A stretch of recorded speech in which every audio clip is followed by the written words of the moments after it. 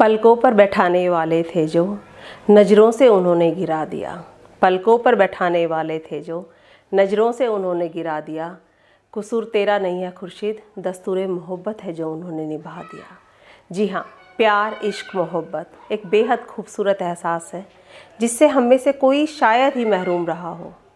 लेकिन ये भी सच है कि प्यार के साथ साथ जुदाई और ब्रेकअप का दर्द हम सब ने कभी ना कभी किसी ना किसी वक्त ज़रूर महसूस किया होता है। बेफिक्र रहिए, मैं कोई लव गुरु नहीं हूँ। मेरा नाम है योगिता काद्यान और मैं एक साइकोलॉजिस्ट हूँ। और आज हम बात करने वाले हैं कि ब्रेकअप इतना पेनफुल क्यों होता है, क्यों इतना दर्द मिलता है। वीडियो शुरू करने से पहले रिक्वेस्ट करूँगी, प्लीज़ वीडियो को लाइक और शेयर कर दीजिएगा और हमसे लगातार जुड़े रहने के लिए चैनल को सब्सक्राइब कर दीजिएगा। ब्रेकअप के बाद इतना पेन क्यों होता है, ये जानने से पहले ये जानना ज़रूरी है कि प्यार में सब कुछ इतना अच्छा क्यों लगता है।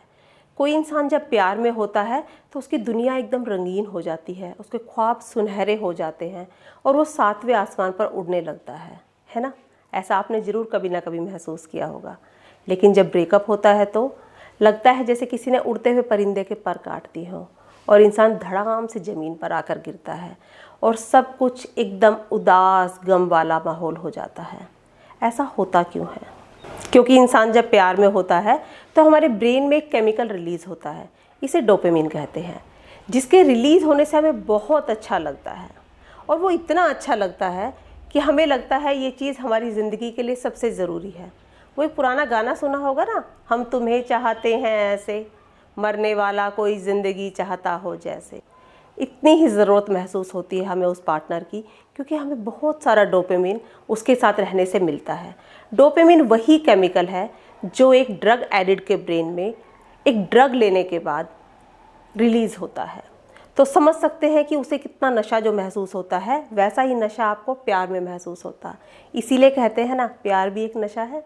और जब ब्रेकअप होता है तो क्या होता है, डोपामिन की सप्लाई बंद हो जाती है। जाहिर है आपको अच्छा लगना बंद हो जाता है और आपको सब कुछ दुखी दुखी वाला माहौल नज़र आता है। ऐसा आप सब ने महसूस किया होगा। लेकिन इसके पीछे की वजह वो ब्रेन में रिलीज़ होने वाला केमिकल है। दूसरी अहम वजह है आपका ब्रेन साइकोलॉजिकल और इमोशनल पेन में फ़र्क नहीं महसूस कर सकता। यानी कि दिल टूटे या हड्डियाँ टूटे, ब्रेन के लिए सेम है, उसे उतना ही पेन महसूस होता है और उसे पता ही नहीं चलता है कि ये दर्द क्यों हो रहा है, क्यों मैं इतना दर्द महसूस कर रहा हूँ। इनफैक्ट रिसर्च में पाया गया है कि अगर पेन किलर लिया जाए तो इमोशनल पेन को भी कम करता है। बेफिक्र रहिए, मैं पेन किलर लेने की सलाह नहीं दे रही हूँ, क्योंकि वो तो आपकी बॉडी नेचुरली प्रोड्यूस करती रहती है। तीसरी वजह ही वजह है, यानी कि आप एक वैलिड वजह ढूंढ रहे हैं कि ब्रेकअप हुआ क्यों, है ना। वजह आपको नज़र भी आती है तो जाहिर सी बात है आपको वो लगता नहीं है कि वजह हो सकती है। इतनी छोटी सी वजह पे कोई ब्रेकअप कैसे कर सकता है। आपको हर वजह बेबुनियाद नज़र आती है, क्योंकि आपका गम इतना बड़ा है, आपका दुख इतना बड़ा है, तो जाहिर सी बात है आपको लगता है कि वजह भी कोई बहुत बड़ी होनी चाहिए। लेकिन वजह कोई एक नहीं होती है। वजह धीरे धीरे करके आपको रेड फ्लैग साइंस दे रही थी, जो आप हमेशा नज़रअंदाज करते चले गए। और हमारा ब्रेन इस तरह से काम करता है कि अगर हमें वजह पता हो तो हम लोग थोड़ा सा चैन और सुकून महसूस करते हैं। उदाहरण के तौर पे ले लीजिए, आप किसी का इंतज़ार कर रहे हैं और सामने वाला बंदा 1 घंटा लेट है। अगर आपको वजह नहीं पता है तो आप बेवजह परेशान हो रहे हैं, क्या हुआ, क्यों नहीं आया, क्या वजह हो सकती है, कुछ परेशानी तो नहीं हो गई है। लेकिन अगर आपको कोई फ़ोन करके बता दे कि उसे आने में 1 घंटा लगेगा क्योंकि वो किसी ट्रैफिक में फंसा है या किसी काम की वजह से लेट हो गया है, तो क्या आपको राहत महसूस नहीं होती है? ज़रूर आपको लगता है। तो हमारा ब्रेन कॉन्स्टेंटली एक वजह ढूंढता रहता है और उस वजह को ना पाने की सूरत में वो और परेशान होता रहता है।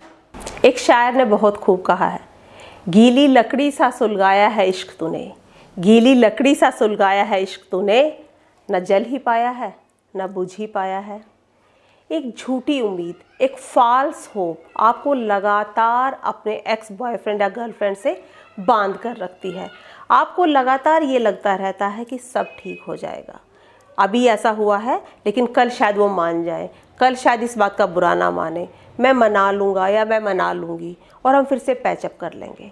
इसी तरह से वो झूठी उम्मीद के कारण आप ब्रेकअप और पैचअप के साइकिल में लगातार उलझे रहते हो और आप आगे मूव ऑन नहीं कर पाते हो। क्या आप जानते हो, किसी के बिछुड़ जाने से यानी कि ब्रेकअप हो जाने से या किसी की मौत हो जाने से, दोनों ही सूरतों में ग्रीफ का प्रोसेस सेम होता है और हम लोग 5 स्टेजेस ऑफ ग्रीफ से होकर गुजरते हैं। पहला स्टेज होता है डिनायल, यानी कि हम मानने को ही तैयार नहीं है कि ब्रेकअप हो चुका है, ऐसा हो ही नहीं सकता। सेकंड है एंगर, आपको गुस्सा आता है, आपको लगता है ऐसा कोई कैसे कर सकता है, इस तरह कोई कैसे ब्रेकअप कर सकता है, कोई मुझे कैसे छोड़ सकता है, कोई मुझे रिजेक्ट कैसे कर सकता है, मैं ऐसा कर दूंगा, मैं ऐसा कर दूंगी, और आप बदला लेने की सोचने लगते हो। थर्ड स्टेज है बार्गेन, यानी कि आप बार्गेन करने लगते हो कि ऐसा कर लेते हैं, इस तरह से बात कर लेते हैं, इस तरह से मान जाते हैं, मैं आइंदा ऐसा नहीं करूँगा, मैं आइंदा ऐसे नहीं करूँगी, मैं माफ़ी मांग लेती हूँ, कल से इन बातों का ध्यान रखूँगी। आप हर तरह से कोशिश करते हो कि ये पैचअप हो जाए। फोर्थ है सैडनेस या डिप्रेशन, यानी कि इंसान बहुत दुखी होता है और उसे लगता है कि जैसे दुनिया सारी बर्बाद हो चुकी है, मेरे लिए कुछ जीने के लिए बचा ही नहीं है। और कुछ लोग सच में वाकई क्लिनिकल डिप्रेशन में स्लिप हो जाते हैं। ज़रूरी नहीं ये स्टेजेस एक के बाद एक आती हैं या एक स्टेज आने के बाद दोबारा दूसरी आ ही नहीं सकती है, ये स्टेजेस आगे पीछे होके आती रहती हैं। एंड फिफ्थ और लास्ट स्टेज होता है एक्सेप्टेंस, यानी कि अब आप मान लेते हो कि हाँ ब्रेकअप हो चुका है, वाकई ऐसा हुआ है, लेकिन आप एक दिन में फर्स्ट स्टेज से लास्ट स्टेज पे नहीं जा सकते हो। उस एक्सेप्टेंस को आने में टाइम लगता है, कहते हैं ना हीलिंग के लिए टाइम लगता है।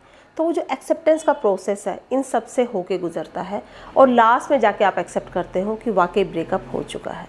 एक और बहुत इंपॉर्टेंट रीज़न होता है फियर ऑफ अननोन, यानी कि जब आप अनसर्टेनिटी में होते हो, आपको लगता है कि पता नहीं कल को कोई मुझे ऐसा बंदा मिलेगा या नहीं मिलेगा, कल को मैं किसी को प्यार करूँगा या नहीं करूँगा, कल को कोई मुझे इतना चाहेगा या नहीं चाहेगा, या ये गम कब तक चलता रहेगा, शायद मैं फिर कभी किसी को प्यार ना कर सकूँ। इस तरह के तमाम डर आपके डर को, आपके दर्द को और बढ़ा देते हैं और इस फियर ऑफ अननोन में आप लगातार गम के गहरे सागर में उतरते जाते हैं। And last but not the least is the lack of self love, यानी कि आप खुद से प्यार नहीं करते हो। आप सामने वाले को बहुत प्यार करते हो, बहुत टूट के चाहते हो, किसी भी हद तक जाने को तैयार हो जाते हो, सारे ज़माने से लड़ने को तैयार हो जाते हो, लेकिन जब खुद की बात आती है तो हर तरह का कॉम्प्रोमाइज़ करने को तैयार हो, हर निचले स्तर पे जाके रहने को तैयार हो। ऐसा होता है?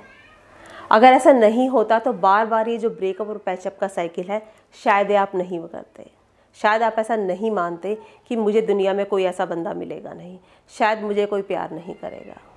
अगर आप चाहते हो हम अगला वीडियो इस पर बनाएं कि ब्रेकअप से कैसे निकला जाए, कैसे मूव ऑन किया जाए, तो कमेंट सेक्शन में लिख कर ज़रूर बताइएगा और हमें अपने एक्सपीरियंस साझा कीजिएगा कि आपका एक्सपीरियंस किस तरह का था।